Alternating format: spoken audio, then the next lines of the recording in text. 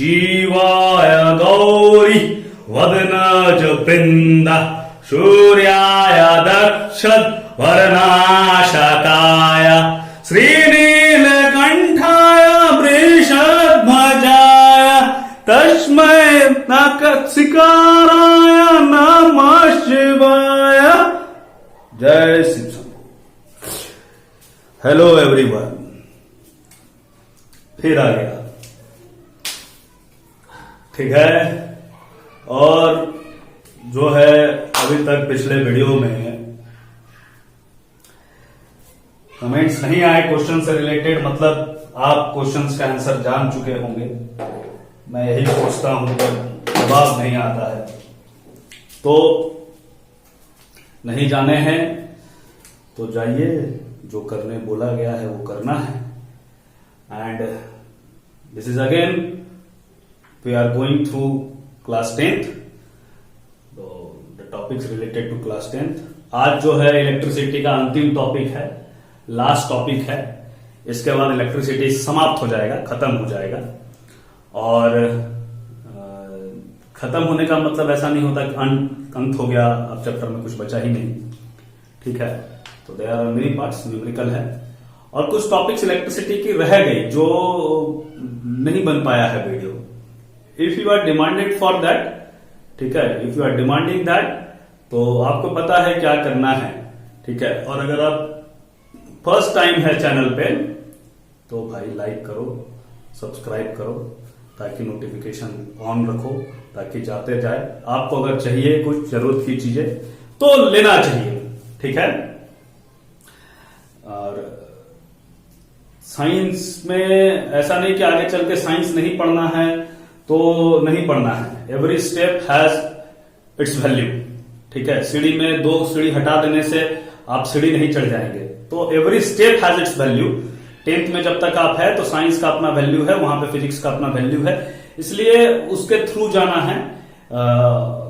अब boards exams के लिए प्रैक्टिस चालू रखना है, ताकि कभी भी आप एग्जाम हो चाहे ना हो, अभी कोविड-19 के चलते एग्जाम्स कैंसिल हो गए, तो ऐसा नहीं कि एग्जाम्स नहीं हुए तो जो पढ़ा है बच्चा उसका लॉस हो गया, अरे बाबा बहुत लॉस हो गया। Yes, there may be the loss of the marks, but there must not be the loss of knowledge. तो वो नहीं होना चाहिए, ठीक है। आप एंजॉय कीजिए इसको, पढ़ाई को एंजॉय कीजिए, ठीक है। और ज्यादा सीरियस नहीं होना इसके साथ, एंजॉय करना है। लाइफ में जैसे हर चीज को खाते हैं, पीते हैं, देखते हैं, घूमते हैं, फिरते हैं, लाइफ एंजॉय करते हैं, उस तरह से एंजॉय करना है इसको, ठीक है। और रही बात कि अब अंतिम टॉपिक क्या होगा 10th का, तो अंतिम टॉपिक है इलेक्ट्रिक पावर। इलेक्ट्रिक पावर, ठीक है। पिछले वाले टॉपिक पे उतना भी लाइक और कमेंट्स नहीं आया है, ठीक है, तो वो आना चाहिए। और अगर सच में अगर इस टॉपिक के बाद में अगर लगा कि नहीं सच में इस YouTube पे वीडियो बनाने का एक अपना स्कोप है, आप किसी तक कुछ पहुंचा सकते हैं, ऐसा मेरे को फील हुआ, ठीक है, तो इससे क्या होगा कि जो अगला चैप्टर है इसके बाद for 10th, that is the magnetic effect of current, क्योंकि इलेक्ट्रिसिटी में कुछ टॉपिक्स छूट गई थी, तो अगर इस वीडियो के बाद लाइक और कमेंट और सब्सक्राइबर मेरे उस लेवल तक बढ़ गए और मेरे को फील हुआ कि नहीं ये बेनिफिशियल है स्टूडेंट्स के लिए और मैं कर सकता हूं, ठीक है, तो sure magnetic effect of current का पहला टॉपिक से लेकर के अंतिम टॉपिक तक, चाहे वो सीबीएसई सिलेबस में इस बार 10th में एक्सक्लूड क्यों ना कर दिया हो, उसको भी इंक्लूड करा के सारे टॉपिक्स का वीडियो आपको प्लेलिस्ट में मिलेगा, बनाया जाएगा, ठीक है। लेकिन ये तब पॉसिबल है जब आप सपोर्ट करो, है ना, मुस्कुराते रहो, ठीक है। और कोविड-19 में करना क्या है, यही करना है और क्या। तो इलेक्ट्रिक पावर क्या है? इलेक्ट्रिक पावर से पहले आपको पता होगा पावर क्या है, ठीक है। पावर पता है, 9th में हमने पावर पढ़ा है, पावर पता है। Power is the rate of doing work, जैसे कितना समय में आप कितना काम कर सकते हैं। मान लेते हैं कि किसी का पावर ज्यादा है या किसी का पावर कम है, जो आप इसको जनरल लाइफ से देखिए ना, कि कोई काम आपको छोटा सा काम कराना है, जैसे पुलिस स्टेशन में काम कराना है, तो किसका पावर ज्यादा है, किसका पावर कम है? जो कम समय में जल्दी काम करा दे, ठीक है। तो आपने अपने एक फ्रेंड को फोन लगाया, बोला अरे भाई मेरा पर्स चोरी हो गया, थोड़ा FIR लिखवाना है। तो फोन लगाया, फ्रेंड का थोड़ा सा जान परिचित था, तो थाना में गया, तो थाना वाला उसको थोड़ा वेट करवाया, लिखा दिया गया, ठीक है। आप का जानकारी था किसी बड़े वहां के थाना से, थानेदार का, ठीक है। तो आपने उनको फोन किया कि सर ऐसा ऐसा हो गया है, मेरा पर्स चोरी हो गया है, एक ये लिखाना है, FIR लिखवाना है। तो वो भी पॉसिबल है कि वहां थोड़ा फास्टर होगा, क्योंकि उनका पावर ज्यादा है। और फिर आपने क्या किया, एक हायर लेवल पे इंस्पेक्टर को फोन लगाया और उनको बोला कि सर ये थाना पे मेरा ये हो गया है। तो उनका चूंकि पावर ज्यादा है तो उनमें और थोड़ा कम टाइम लगेगा। होता है कि अगर आप कोई पॉलिटिशियन को फोन कर दो और थोड़ा ज्यादा स्ट्रेंथ बढ़ जाता है। तो जिनका पावर ज्यादा है ना, उनमें काम आपको दिखेगा, हो सकता है वही काम सब कर रहा हो, सब मशीन वही काम कर रही हो। पावर जनरली हम लोग मशीनरी पार्ट में देखते हैं फिजिक्स में, ऐसे भी रियल लाइफ जैसा नहीं देखते, पॉलिटिशियन वाला पावर या जनरल जो लोग के पावर है वो नहीं देखते हैं, ठीक है। और लिखना भी नहीं है ज्यादा, उसके पीछे दिमाग भी नहीं लगाना है। दिमाग यहां लगाना है कि हम लोग कैसे इसको पावर को समझेंगे। तो पावर के लिए क्या है कि जैसे कोई एक मशीन आप ले लिए, वो आप साइकिल ले ली, साइकिल का पावर कम है, क्यों? क्योंकि अगर उसको जाना 1 किलोमीटर ही है तो 1 किलोमीटर जाने के लिए उसको थोड़ा ज्यादा टाइम लग जाएगा, मेहनत, उसको टाइम भी ज्यादा लगेगा, मेहनत भी ज्यादा करना पड़ेगा। लेकिन टाइम बहुत ज्यादा लगने आने के कारण हम लोग कहते हैं कि उसका पावर कम है। टाइम टेकिंग पे हम डिसाइड करते हैं कि अगर हमको उतना ही काम करना है, हमको यहां से वहीं तक जाना है, हमको नहीं मतलब हम क्या स्ट्रेंथ लगाए, क्या एनर्जी खपत की, हमको यहां से वहीं तक जाना है, जो कम समय में पहुंचा देगा हम बोलेंगे उसका पावर ज्यादा है। आप बाइक्स में देखेंगे तो आपको जो स्पोर्ट्स बाइक होगा उसका आप बोलते हैं उसका पावर इंजन का ज्यादा है, ठीक है। क्यों? क्योंकि वो कम समय में पहुंचा देता है, ठीक है। तो power is a relation between work and time, energy and time, ठीक है। कौन कितना ज्यादा काम कर सकता है कम टाइम में, तो उसका पावर ज्यादा होगा, ठीक है। अब मैं मारपीट नहीं सिखा रहा, लेकिन दो लोग को मैं दे दूं और मैं बोलूं कि भैया एक आदमी है उसको मारना है, तो एक जन को मैंने दिया 15 मिनट का समय, धूम धूम चला, ठीक है। तो 15 मिनट में हो सकता है वो काम बैड बूंद कर दिया, और एक को मैंने फिर 15 मिनट दिया और उसने भी धूम चला, उसने उसको हॉस्पिटलाइज कर दिया। तो कहेंगे कि सेकंड वाला पर्सन का पावर ज्यादा है, टाइम उतना ही था लेकिन काम ज्यादा हो गया। तो ये करना नहीं है, don't do this at your home और अदर प्लेसेस ऑल्सो, ठीक है, नहीं करना भाई, ठीक है। सिर्फ समझने के लिए कि पावर क्या होता है। तो इलेक्ट्रिकल पावर, ये तो पावर हो गया। पावर इज इक्वल टू, अगर आप ऐसे डिफिनेशन के अनुसार चलेंगे तो that is the work done by time, that is the rate of doing work. तो वर्क डन बाई टाइम आप लिख सकते हैं, क्योंकि वर्क और एनर्जी बराबर है तो इसको एनर्जी बाई टाइम भी भोजन लिखता है, there should be no problem at all. वो वर्क और एनर्जी सिमिलर चीज है तो ऐसा आप लिख सकते हैं। अब क्या है कि इलेक्ट्रिकल पावर क्या है, तो आप देखते होंगे जैसे बल्ब हम लोग खरीदते थे तो 100 वाट का बल्ब खरीदते थे। Yes, the power has the SI unit of what, और जूल पर सेकंड भी लिखते हैं सर, जूल पर सेकंड भी लिखते हैं, ठीक है। तो आप दोनों लिख सकते हैं। अब वाट से क्या समझिएगा ये समझिए, 100 वाट का मतलब क्या है कि वो इलेक्ट्रिकल एनर्जी खाएगा, ठीक है। It will eat electrical energy, खाएगा मतलब यूज करेगा यार, ठीक है। और 1 सेकेंड के अंदर में, 1 सेकेंड के अंदर में, विदिन द 1 सेकेंड, 1 सेकेंड का टाइम में वो आपको 100 जूल का एनर्जी दे सकता है। अगर ऐसा जनरली डिवाइसेस में नहीं होता कि टोटल इनपुट टोटल आउटपुट हो जाए, कुछ एनर्जी दूसरे फॉर्म में चेंज हो सकती है, तो उसका यह है कि वो अगर 100 वाट का बल्ब है या 100 वाट का कोई मशीन है तो 1 सेकेंड में वो 100 जूल की एनर्जी आपको देगा। That's the concept of the power. Power से आपको यह पता चल जाता है कि वो कितना एनर्जी आपको कन्वर्ट करके दे रहा 1 सेकेंड में। या आप इसको उल्टा भी कह सकते हैं कि 100 वाट का पावर है अगर किसी बल्ब का, इसका मतलब 1 सेकेंड में वो 100 जूल का एनर्जी कंज्यूम भी करेगा। मेरी बात को समझना, कन्वर्ट करके तो दे ही रहा है लेकिन उतना कंज्यूम भी कर रहा है। वो किस एनर्जी को, जैसे बल्ब है तो बल्ब कौन एनर्जी को दे रहा है आपको, लाइट एनर्जी दे रहा है, हीट एनर्जी दे रहा है, लेकिन कंज्यूम कौन एनर्जी कर रहा है, इलेक्ट्रिकल एनर्जी।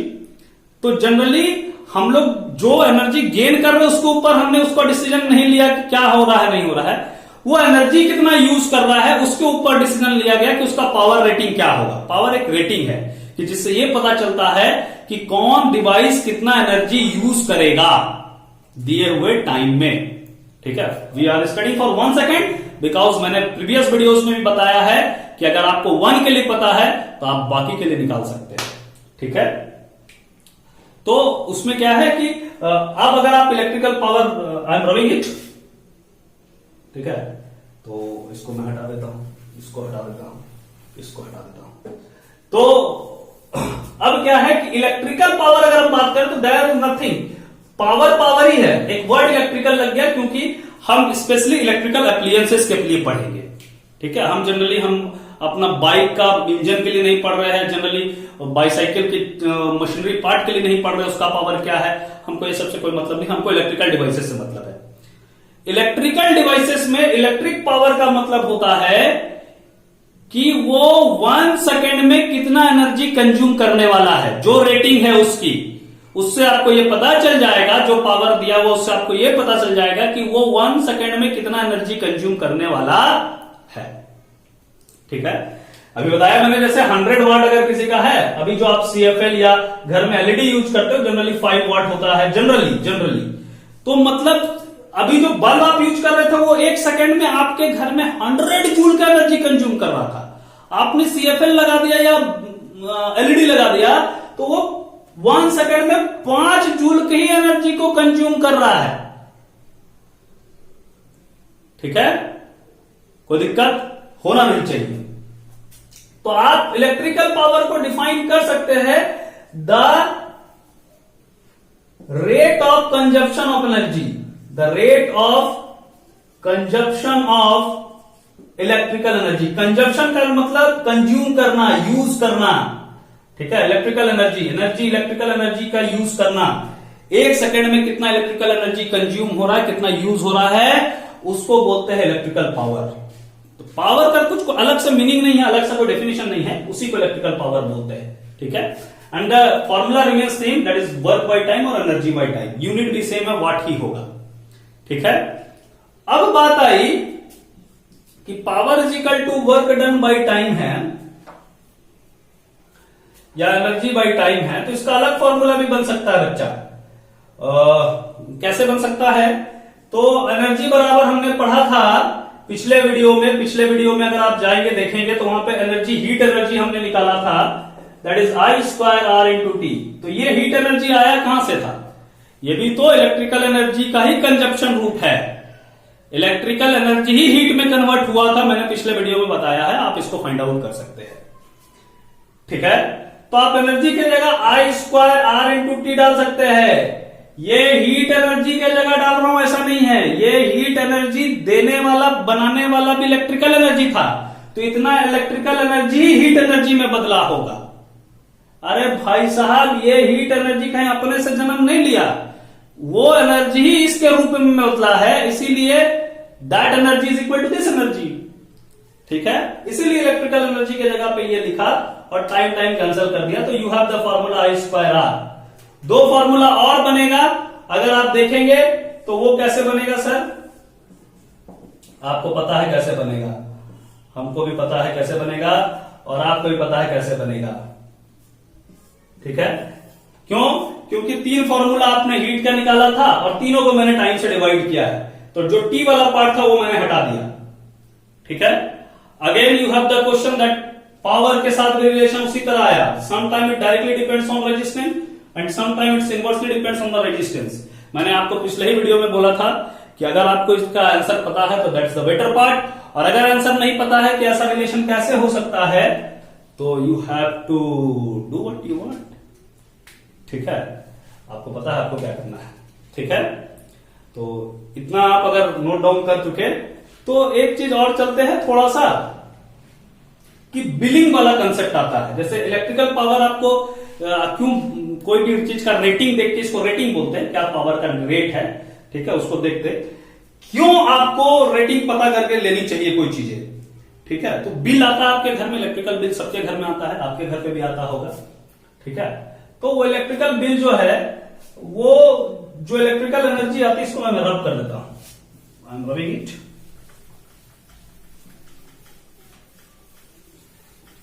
That's all. हाँ, बिल सबके घर में आता है, आप पे करे कोई नहीं करे बात अलग है। तो बिल जो आता है ना, उसके लिए एक अलग सा यूनिट बनाया गया है, उसको बोलते हैं commercial unit of electrical energy.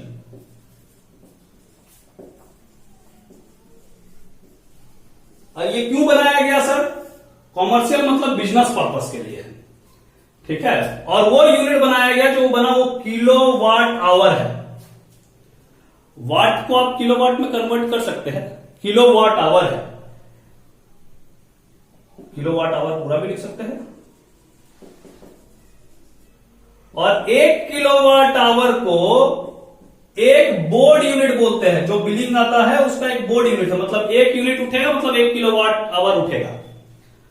Kilowatt hour कैसे आया सर? तो इसको ध्यान से देखिए कि power is equal to energy by time था, तो energy is equal to power into time लिखते हैं, ठीक है सर। पावर का ऐसा यूनिट होता है वाट, और टाइम का होता है सेकंड, तब जाके इलेक्ट्रिकल एनर्जी का ऐसा यूनिट होता है जूल। लेकिन हमको ऐसा यूनिट नहीं चाहिए, जूल नहीं चाहिए। क्यों नहीं चाहिए? इसको सोच के देखिए थोड़ा सा, क्या आप कितना एनर्जी वो यूज कर रहा है इस फॉर्मूला से निकलेगा, एनर्जी कितना यूज हो रहा है इस फॉर्मूला से निकलेगा, ठीक है। तो हमको ये फॉर्मूला हम क्यों लाएंगे भाई अलग से, इस फॉर्मूला में क्यों नहीं लाएंगे? तो थोड़ा सा देखिए क्या होगा कष्ट, कि अगर आप एक कोई सा मोटर यूज करते हैं घर में जिसका रेटिंग है पावर का 1500 वाट, 1500 वाट, ठीक है, और उसको आप कितना देर के लिए यूज कर रहे हैं? 1 आवर के लिए, ठीक है। तो आपके साथ प्रॉब्लम क्या है कि आपका जो एनर्जी निकलेगा वो पावर इंटू टाइम है। फॉर्मूला से मैंने यहां पे इसको सिर्फ इधर ले गया, टी को मल्टीप्लाई हो गया तो वहीं से फॉर्मूला आया।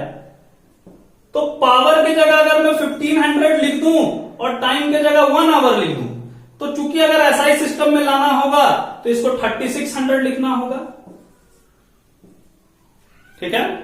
अब इस दोनों को मल्टीप्लाई करेंगे तो 36 और उसका आधा 180, मतलब कितना हो गया यहां पे 4, और ये 4 और एक 5,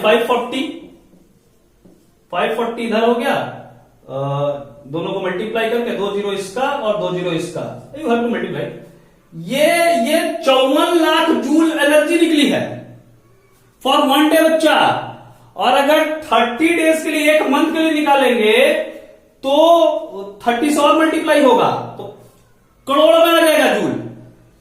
तो अगर आपके घर में ऐसे बिलिंग आने लगा कि आपका बिल आया है 1 अरब 95 करोड़, ऐसे करके बिल आया 95 करोड़ 87 लाख 96,985, इतना यूनिट का बिल आया है, आदमी सुन के हटक जाएगा यार।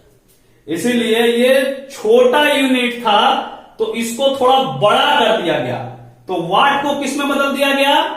किलोवाट में। और जो टाइम हम सेकंड में ले रहा था एसआई सिस्टम में, उसको किस में बदल दिए?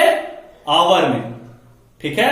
आप जब भी बिल निकालेंगे तो आप एनर्जी निकालने के लिए पावर को पहले किस में कन्वर्ट करेंगे? किलोवाट में, और टाइम को किस में कन्वर्ट करेंगे? आवर में। अगर वो आवर में दिया हुआ है तो कोई दिक्कत नहीं, और ये दोनों को जब मल्टीप्लाई करेंगे तो वो 1 दिन का निकलेगा, और आप इसको अगर फिर मल्टीप्लाई करते जितना नंबर ऑफ डेज के लिए तो वो उतना के लिए निकलेगा। और अगर उसके लिए डिवाइड अलग मान लो 5 ऐसा मोटर होता तो 5 से और मल्टीप्लाई करते, ठीक है। और सब एनर्जी को जोड़ देंगे तो टोटल एनर्जी निकलेगा, ठीक। तो अब जूल में नहीं निकालना है, इलेक्ट्रिकल एनर्जी जूल में नहीं निकालना है, निकालना किसमें है? किलोवाट आवर में। किसमें निकालना है? किलोवाट आवर में। और इसमें ही निकालना ही चाहिए, ठीक है। और अगर न्यूमेरिकल में प्रॉब्लम हो तो छोड़ो, अब नहीं करता हूं। न्यूमेरिकल में प्रॉब्लम हो तो यू कैन कंसल्ट मी, ठीक है। और आप कमेंट कर सकते हैं कि सर थोड़ा सा न्यूमेरिकल के ऊपर वीडियोस बनाइए, वो लेटर ऑन होगा। न्यूमेरिकल से ऊपर वीडियो तब बनेगा जब सर सब्सक्राइबर जो है अभी बहुत लेट है, 1000 पार करेगा तब बनेगा, अभी नहीं बनाऊंगा, ठीक है। क्योंकि जब तक सब्सक्राइबर बढ़ेंगे नहीं तब तक न्यूमेरिकल अगर पहले बन जाएगा तो दिक्कत होगा। थोड़ा सा बढ़ने दो, तब बहुत लोगों तक पहुंचने दो, तब मजा आएगा बनाने में भी, ठीक है।